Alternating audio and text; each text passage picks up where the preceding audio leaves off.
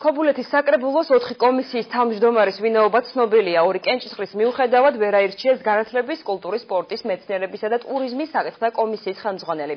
დეპუტატებს არჩევანი კოალიციის 2 წევრს შორის უნდა გაეკეთებინათ, ერთ-ერთი მათგანი ნაციონალურმა მოძრაობამ წარადგინა. ვინ არიან დეპუტატების რჩეულები და რატომ არ მიიღეს არჩევნებში მონაწილეობა ყოფილი მმართველი გუნდის წევრებმა? ზია მართალიშვილის ხდომის დეტალებით. ლია შაქარიშვილი და ლევან ხინიკაძე დეპუტატებს საკრებულოს განათლების, კულტურის, მეცნიერების, სპორტისა და ტურიზმის საკითხთა კომისიის თავმჯდომარის თანამდებობაზე არჩევანი 2 კანდიდატს შორის უნდა გაეკეთებინათ. ორივე მათგანი კოალიცია ქართული ოცნების წარმომადგენელია.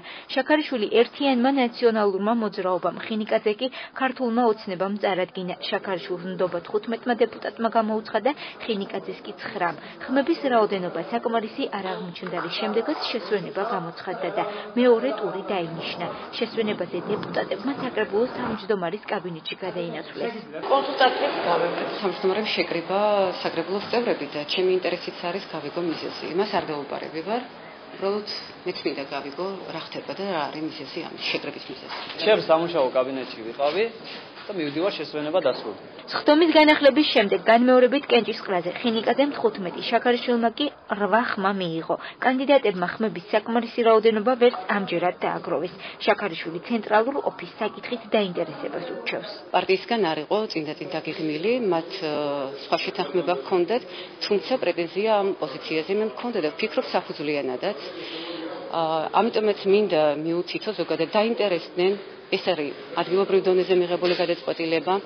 კარგი იქნება თუ ცენტრალური ჩვენი ოფისი დაინტერესდება ამ საკითხით, კადრები შეარჩიონ კომპეტენციის მიხედვით. მე ვიცი რომ ეს თბილისში არ გადაწყვეტილა, მაგრამ ყველა შემთხვევაში კარგი იქნება თუ რეგიონებით ისინი დაინტერესდებიან რა ხდება ადგილებზე. ლია შაქარიშვილის კანდიდატურა მერაბ ცინცაბაძემ დაასახელა, რომელიც ნაციონალური მოძრაობის წევრია, თუმცა პოლიტიკური გუნდის წარმომადგენლებს დღეს კენჭისყრაში მონაწილეობა არ მიუღიათ. დისკომფორტის შესაქმნელად ეს კანდიდატურა არ დასახელებულა. ჩვენ იმ თავით ვუთხარით და დავაყენეთ საკითხი, რომ თუ არ ითვალისწინებთ ოპოზიციის რჩევებს, გაითვალისწინეთ მაინც პროფესიონალის ლია შაქარიშვილზე უფრო დიდი გამოცდილების ადამიანი საკრებულოში მე ყოველ შემთხვევაში არ მეგულებოდა. ლია შაქარიშვილის მხარით დაჭერა კოალიციის წევრებს უნდოდა, მაგრამ საჯაროდ დაფიქსირება მისი კანდიდატურის წამოყენების არავის არ ჰქონდა სურვილი, თუმცა რო შევიდნენ ფარულ კენჭისყრაზე, უკვე გამოჩნდა, რომ პირველ კენჭისყრაზე ლია შაქარიშვილს ააგდა 3 ხმა, ხოლო მეორე განმეორებით კენჭისყრაზე ყველაფერი შეიცვალა გასვლის და მოლაპარაკების შემდეგ. საკრებულოში 5 კომისია იმუშავებს, 4 კომისიის თავმჯდომარე არჩეულია, 4-ვე მათგანი კოალიციის წარმომადგენელია.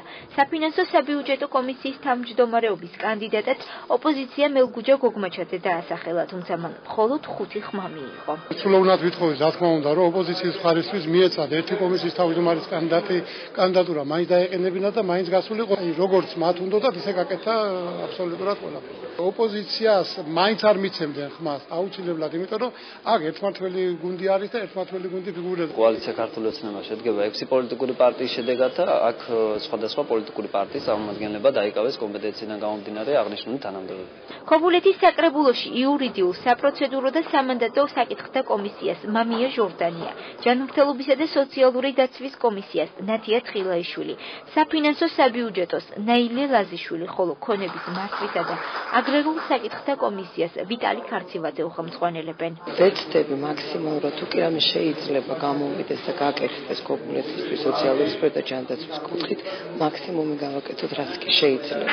შეძლებს დაგვარად ვეცდებით რომ გავამართლოთ ის რაც ხალხს შევპირდით. ამიტომ ცოტა ჩემი გეგმა არის სოციალური მდგომარეობა ავამაღლოთ ჩვენი მოსახლეობის. განათლების, კულტურის, მეცნიერების, სპორტისა და ტურიზმის საკითხთა კომისიის თავმჯდომარის არჩევის საკითხს დეპუტატები შემდეგ სხდომაზე დაუბრუნდებიან.